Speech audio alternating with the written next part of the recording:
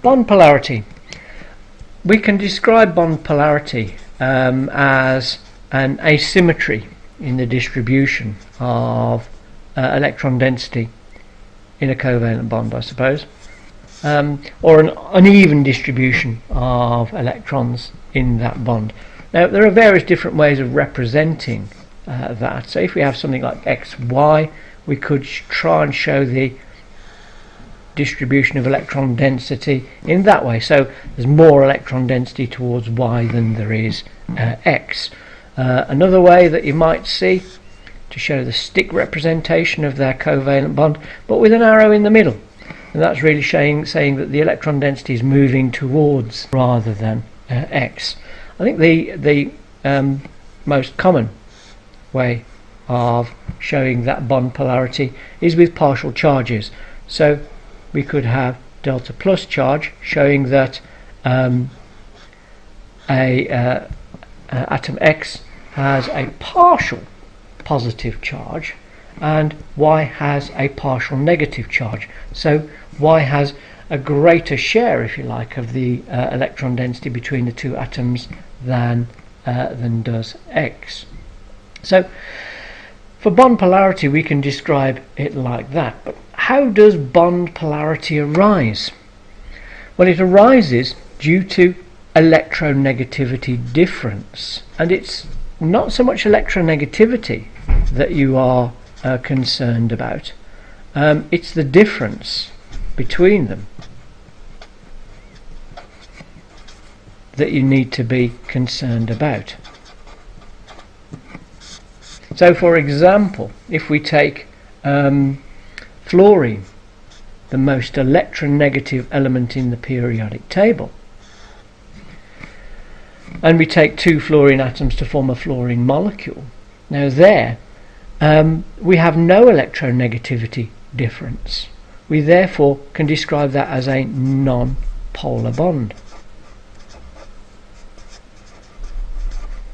It's also a non-polar molecule, you will notice, because we have no uneven distribution or non-symmetric and asymmetric distribution of electron density within the molecule itself as well. Now, if we take hydrogen, much weaker electronegativity there, and again the electronegativities between the electronegativity difference between the two hydrogen atoms is 0. So again it's non-polar. So both of those are non-polar bonds and also non-polar molecules.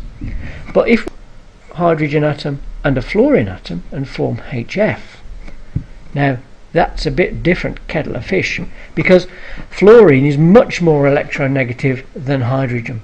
So the electronegativity difference is large here, and fluorine will be pulling the electron density away from that poor little hydrogen.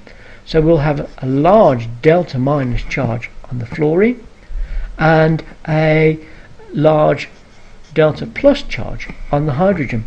That is a polar molecule, and it's also a polar bond, of course. Now we can take this sort of thing further, of course. Now if we talk about those as being polar molecules and polar bonds, sorry, I apologize, I was talking about polar bonds there, as well as polar molecules, of course. Now if we take something like chloromethane, let's take chloromethane, or now chloromethane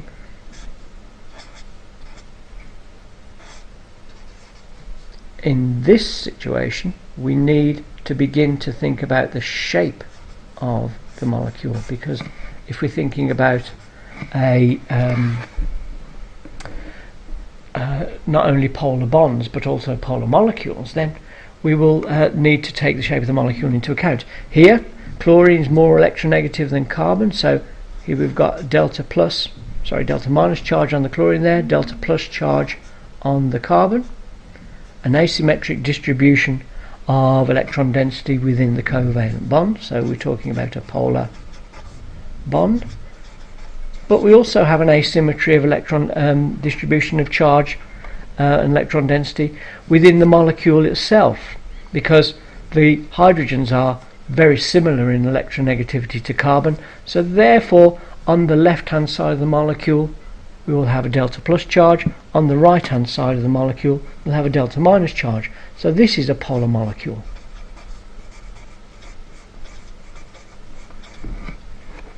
But if we were to take something like tetrachloromethane,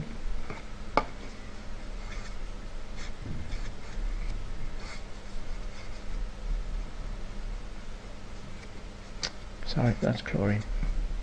That's chlorine. Like that. So 4 chlorine atoms here. That each of those chlorine atoms is going to be pulling electron density away from the central carbon. This, in each case, has polar bonds,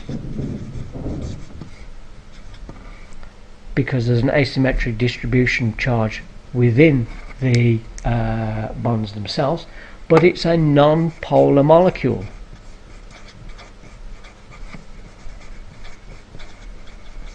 Because there's a symmetric distribution of charge around that molecule.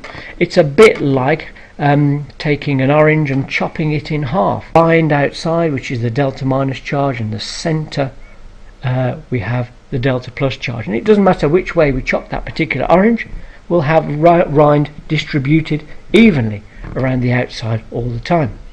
So it's a non-polar molecule because we have an even a symmetric distribution of electron density within the molecule itself.